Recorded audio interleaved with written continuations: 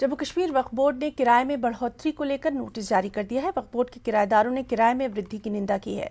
जम्मू में किराएदारों ने विरोध प्रदर्शन किया है, फैसला वापस लेने की मांग की है। प्रदर्शनकारियों का कहना यही था कि पहले 3 साल में किराए में 5-10% की बढ़ोतरी की गई, लेकिन अब वक्फ बोर्ड ने किराए में 15% की बढ़ोतरी कर दी है। इस बीच वक्फ बोर्ड के सदस्य सुहेल काजमी का कहना है कि वक्फ बोर्ड ने पिछले 15 साल से किराए में कोई इजाफा नहीं किया है।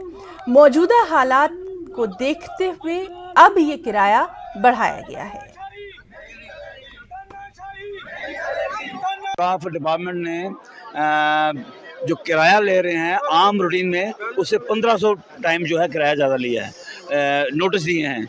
तो अगर लोगों ने अप्रोच किया कि अगर आप ये जो है किराया नहीं दोगे तो हम आपकी दुकान इविक्ट करेंगे, इसीलिए से आज प्रोटेस्ट किया रहा है। जो 40 साल से 45 साल से जो लोग जो यहाँ पर रोज़गार में दुकान कर रहे हैं, तो इन लोगों की डिमांड यही है कि ये जो काला कानून की तरफ से हमें ये इशू किया है इसको वापस लिया जाए। आज से पहले 25-30 साल पहले प्रीमियम दिया है, प्रीमियम फिक्स किराया 1000 रुपया हुआ है, कहीं को 2000 है, उनको सीधा आया है 15,000।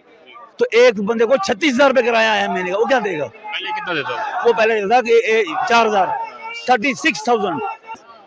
3 साल में 5% किराया बढ़ाते थे, कहीं को साल में 10%। ये था 10-15 साल से रिव्यू नहीं हुए थे, तो वो जब लास्ट बोर्ड मीटिंग हुई थी तो उसमें रिव्यू करके तो थोड़ा सा उसमें इजाफा किया था आजकल के प्रिवेलिंग मार्केट रेट्स को देखते हुए।